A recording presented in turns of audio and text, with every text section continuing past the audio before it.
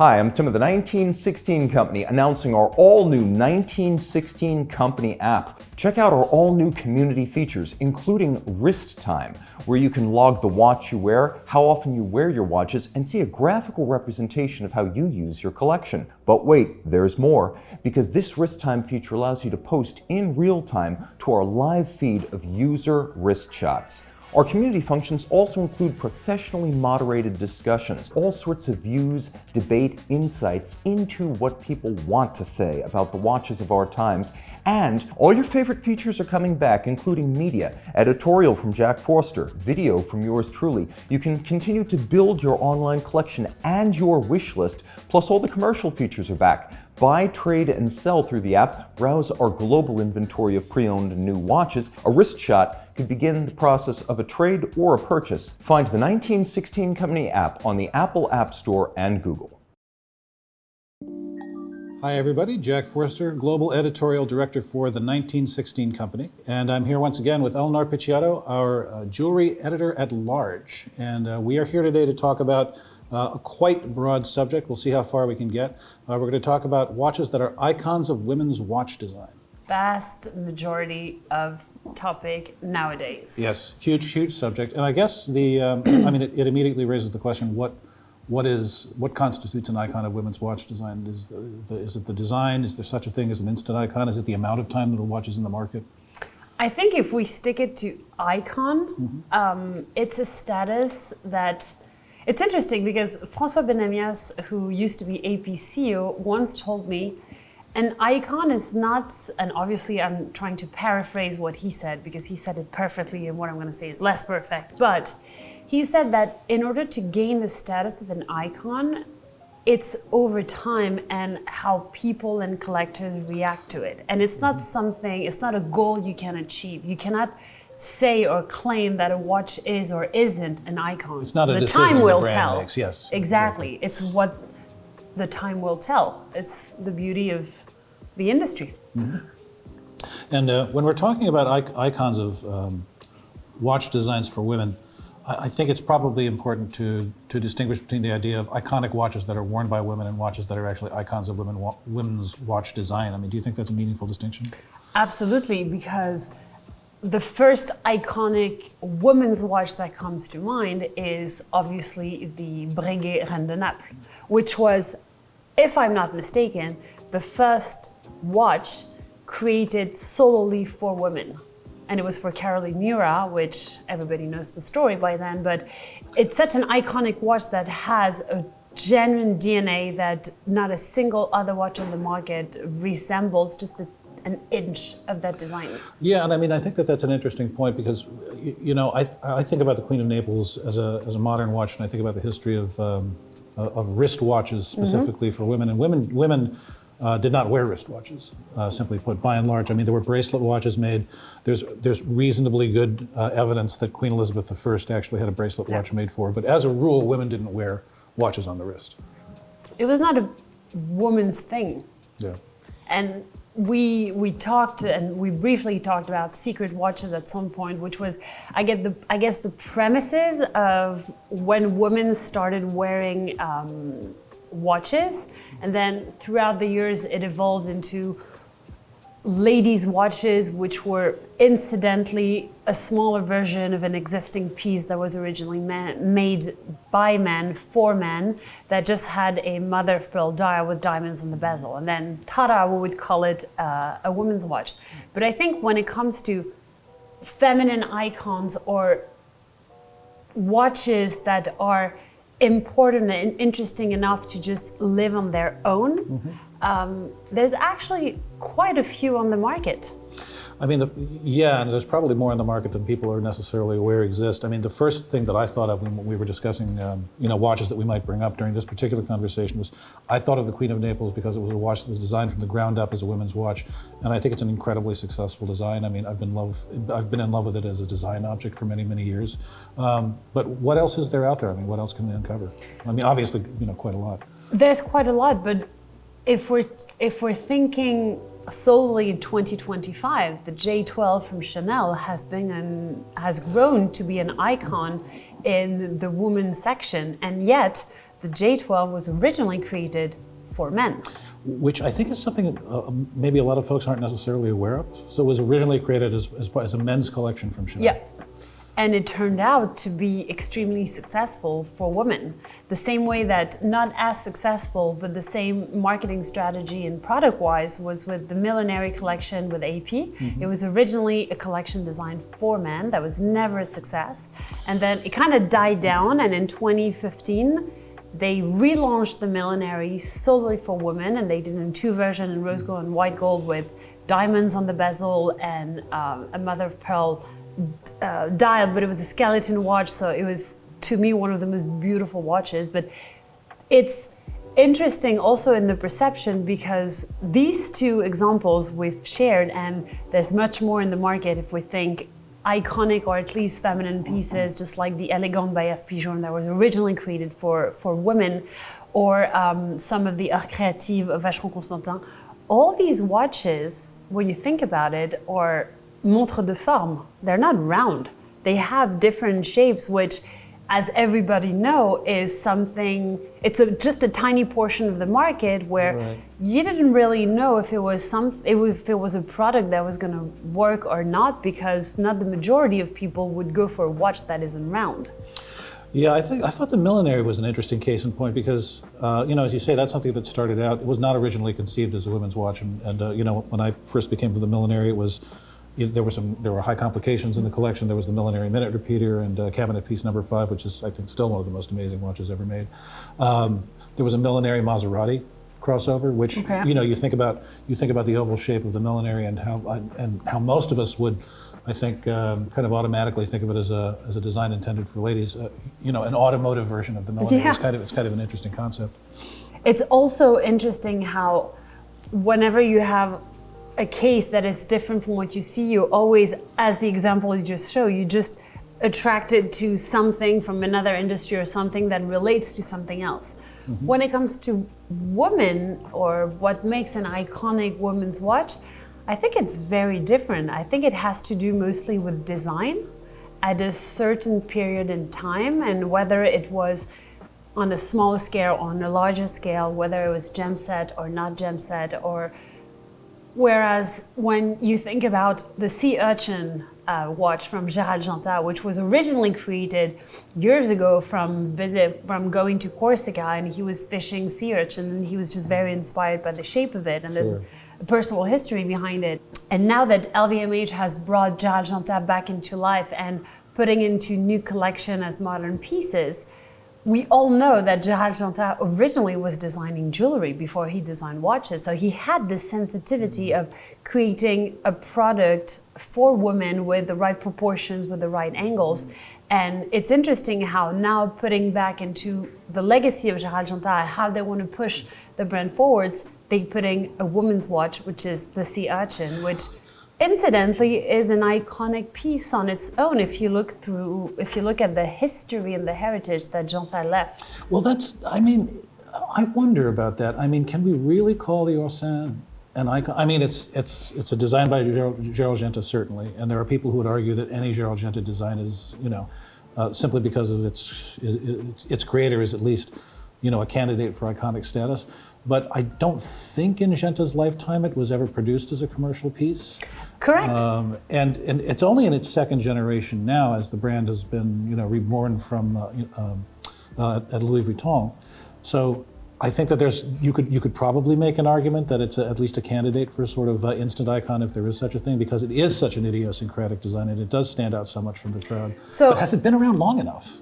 Agreed. So if I rephrase, if we're talking about the Oursin as not as an icon, but then an iconic piece, to me, when you say and when I read this is iconic or this is an iconic design, it means that across time, it's either coming back to life because it existed years ago, decades ago, and we're still talking about it now, versus there's so many watches that died in the process that we don't want to hear about the design anymore. And yet, this one is, I guess, striking would be the parallel word that we could use with iconic.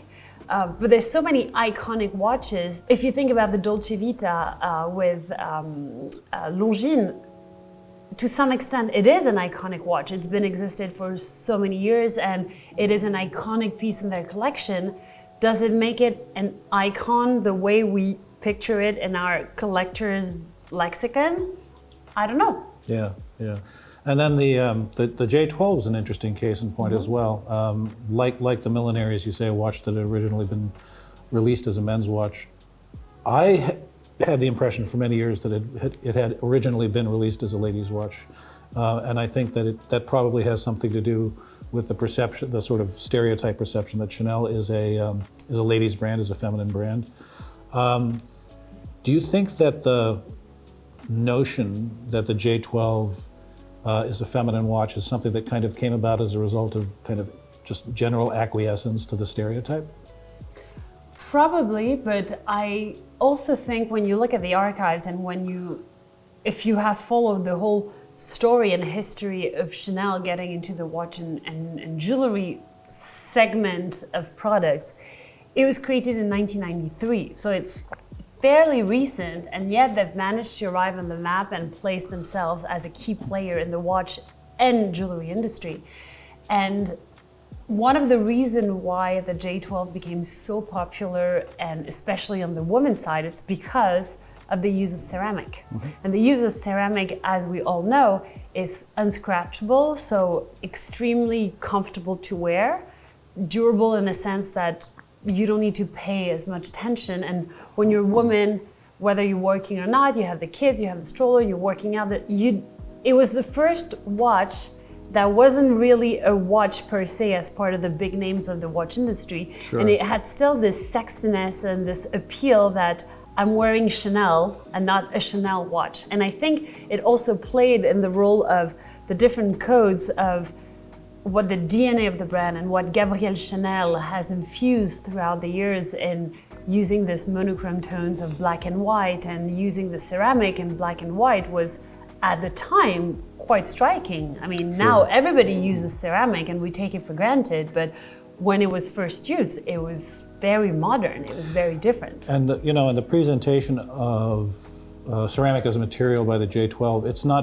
it's presented not just for its technical properties. I mean, we see a lot of ceramic watches today with ceramic bezels and ceramic cases where you really get the impression from the way the ceramic is finished that it's being presented primarily for its technical benefits. But the polish on the case and the links for the J12, it's so highly polished that you feel like you're looking at almost like at a piece of jewelry. Yeah, it's like silver. It's so perfect, and it feels like some velvet on your skin.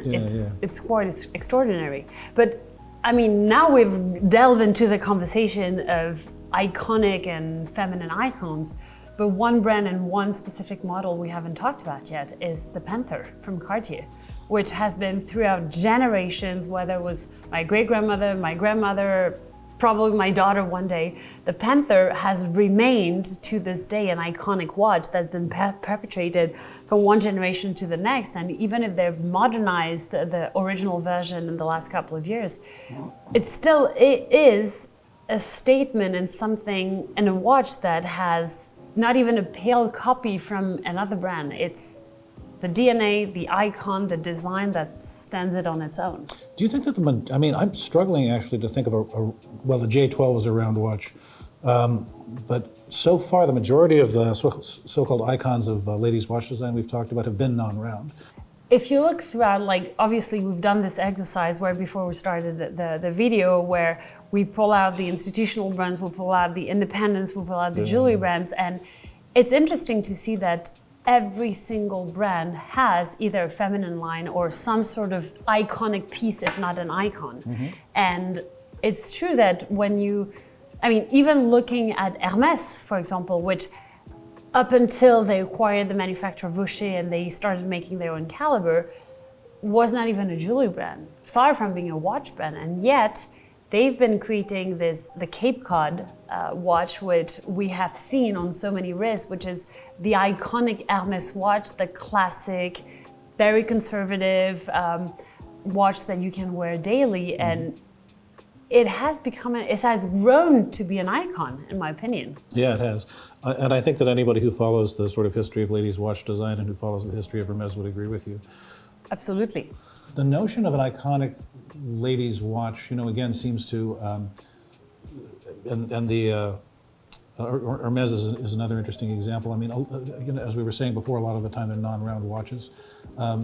Do you think that there is, it seems like historically there's a greater tendency for a watch to be considered an icon of ladies' watch design if in fact, and this speaks to your point about being design-centered, if the watch is not actually round. And the negative stereotype that we have of ladies' watches is simply a smaller version of what started out as a round men's watch, shrink it, pink it, and put, mother of pearl on the I like dial. the shrink it, pink it. Pink it, not so much, because now men do wear pink watches. Yes. Yeah. But yeah, it's true. I think we've repeated this over and over, and I think it's less true, again, because for the majority of brands, the feminine segment represents less than 20%. There is not as much work put into it in terms of production of asset, in terms of communication strategy, in terms of PR plan, because it's too little of, not of an income per se, but it doesn't represent the majority, so they're putting less effort, but it's there. So if somebody looks for one, they will have an option. Which brings me to the point that I think that the brands who are still doing this, in a sense that they're reducing the diameter and they're putting, if not a lacquer die, they'll put a mother of pearl, or sometimes they'll get crazy and put an ornamental stone and add a couple of diamonds on the bezel, the indexes here and there, are the ones who know the need of offering a woman's version or a lady's references or whatever that is, than the others who are actually making an effort and considering the woman aspect of what could be the next ultimate feminine icon. Because it's a question, it's a genuine question that a lot of brands ask themselves. How do we create the ultimate feminine watch? And we've seen the Serpenti at Bulgari, we've seen the Speaking of icons. Yeah. Speaking of icons, of course, the J12, but the Première at Chanel is also an iconic watch. And we went through the list, obviously, if you talk about the Lady 24 at Patek, but even in my opinion, I think the Ellipse is the most elegant feminine watch in the world, even though it was not originally made for women, they just made a smaller version for women. But my point is that now there's an evolution in the mindset where independent brands have grown into putting more creativity and thought and R&D in creating something that stands out that could later on become an icon. So in the independent watch, one of the things we said at the outset was that there are a lot of kind of undiscovered ladies' watches present in the product lineup of a lot of different brands. And who do you think among the independents is doing interesting work in creating quote unquote ladies' watches? I think MB&F has done an amazing job with the Flying T, just because Max has been able to keep his genuine LM for the legacy machine DNA of like the round watches. Yes, they're round, but they have this bubble sapphire dome, and you've got these off-centered counter, and you've got the flying balance wheel. And he was able to create a version with ornamental stone, whether it was malachite or lapis or tiger's eye. But he's done a baguette version, he's done a snowset version. Did a collaboration with Bulgari. He did a collaboration with Bulgari where he put like large gemstone in the center of the dial. And he explained that it was a very difficult exercise for him because it was the very first time that he was creating a watch not for him. And if you go back to the story of the Reine de Naples, it's the same thing. It was the exercise of creating a watch solely for women. And we tend to forget that Gerard Perregaux, the cat's eye, was also... that to talk about forgotten classics. Yes. Yeah. The cat's eye that we kind of have forgotten because I don't think they've pushed it that much, but it was this oval shape that was the other way than the Reine de Naples, but it was the shape of an eye. I haven't thought about that watch in years. Yeah, and it was such a cool watch, but it was in the same line as the Millenary. And again, very debatable. Not everybody likes watches that have a different shape. The turtle case of the Élégante of François Paul Journe is another example, but it's not round. So, when you think about ladies, or when I think about ladies' watches, they sort of have several different kind of, I guess you could call them stereotypes. The one is that it's just a smaller version of a men's watch. And, so it's round and sort of given, I don't want to use the word superficial, but, I'm going to use the word superficial. They're round Go with, for it. Nobody's going to blame you. with sort of superficial ornamentation. But they're not particularly interesting from a design standpoint. They look almost apologetic. And if you look at the history of women's wristwatches over the course of the 20th century, my mom had a beautiful Lady Hamilton watch. It was a very, very small movement. It was really, it's a watch that looks primarily like a bracelet and seems only incidentally a watch. But some of the icons that we've been talking about, these are watches with a very clear identity as ladies' watches, distinctly separate from men's watches, distinctly separate from men's collections, and they have a very, very strong identity. The Queen of Naples watch, for instance, or the Chanel J12, these are watches that stand well outside the sort of domain of what's conventional in watchmaking, and I think that's part of what gives them their status as icons. Is that they actually they don't seem apologetic. They don't seem as if they're second-class citizens of the watch world. They seem like strong design statements in their own right. But I mean, look at Piaget in the 1970s. Their cuffs were the most beautiful watches out there, but they were jewelry watches because they were really the best of the two worlds. And now when you look at the variety of products that came in line, and especially with the extremely Piaget and this oval shape with the work on the bracelet or the bezel or the dial, is just to die for. And obviously with the launch of the 60 collection, which is again another shape watch in this trapezoidal case, which kind of reminds the Warhol collection with this cushion and like the good room that you see. It's just such a beautiful piece that I believe over time will become an icon. And yes, it is on the men's side, and we're kind of divergent, but I'd love to do this, is the Polo 79. The Polo 79, with the relaunch of it last year, it was crystal clear that this watch has been an icon and will remain an icon. When you think about the freak of Ulysses Narda, I love this watch, but it's definitely not a feminine icon. Right.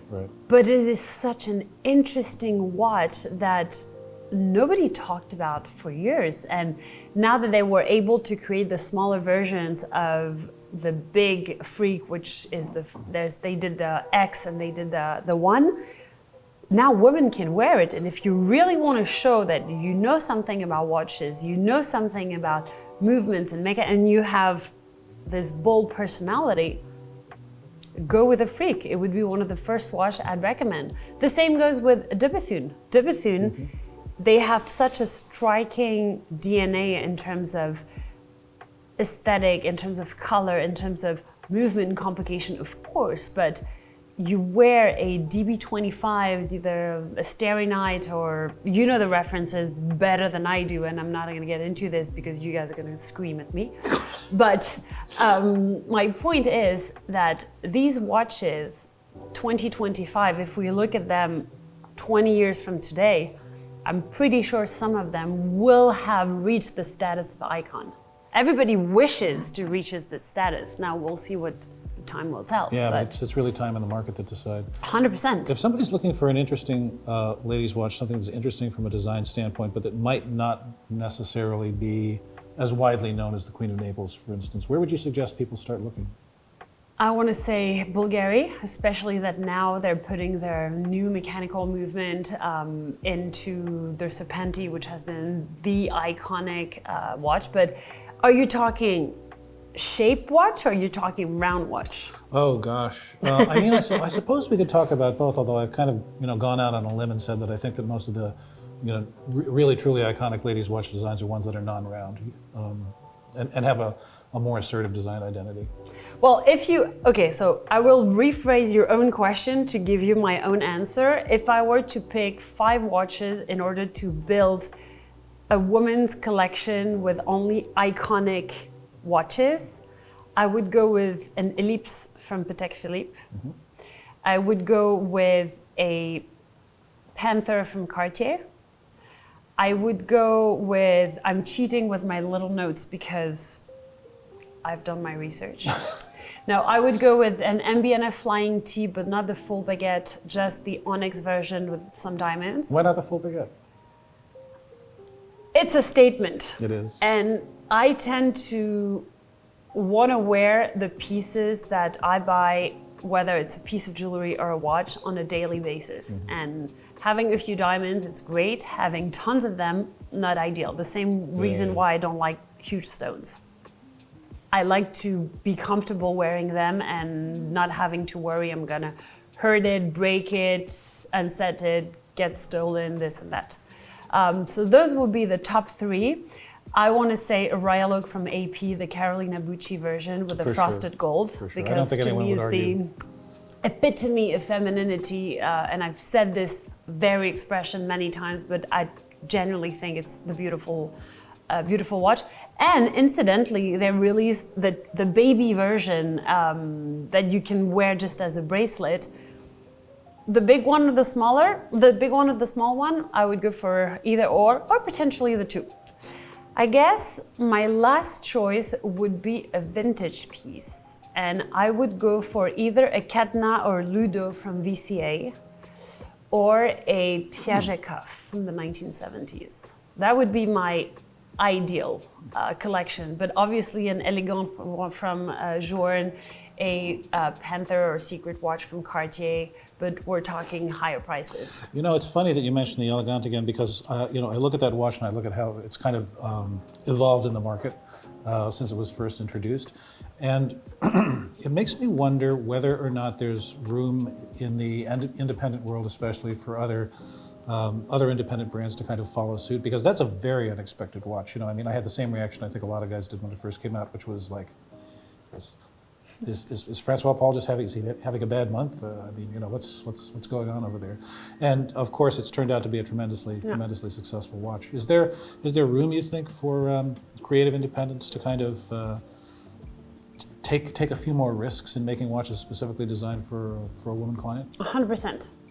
100%. And when you look at Louis Erard, for example, who just came out with his first collaboration with a woman's artist and creating an actual watch for women, it doesn't have a single stone, and strangely enough, it's mostly black. You've got this deep, intense black dial with varnish bracelet, but it has the regulator has been interpreted with these two discs of pink. One is magenta, the other one is coral, because it's the Swiss artist Sylvie Fleury, who is known for being very disruptive in the way she approaches feminism, and how in the art world back in the early 90s, women were not really represented. So it's kind of like, I'm here and that's what I want to do. And it's a really cool watch that really brings the contrast of like the pink girly thing to the black standpoint. And it's a limited edition like most of Louis Erard's.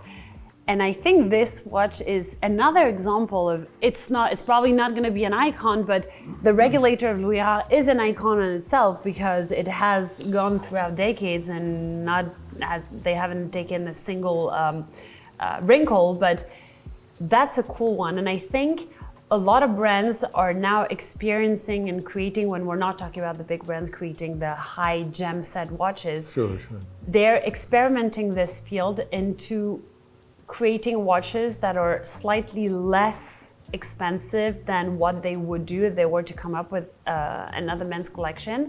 And it's interesting to see this perspective and how things are changing in that way. So one thing that I'm kind of pulling out of this particular conversation is that the problem is there's a resistance, especially over the last decade or so, I would say, a resistance to the concept of ladies' watches per se. Mm-hmm. And there's a rejection. There's kind of there's been a little bit of a rejection with the whole notion that such a thing as a separate ladies' watch collection should even exist. And we've seen this in Ilaria Resta's remark that moving forward, Audemars Piguet is not going to classify its watches as men's watches or ladies' watches. But it sounds like the problem isn't so much the idea of a ladies' watch. The problem is bad ladies' watches.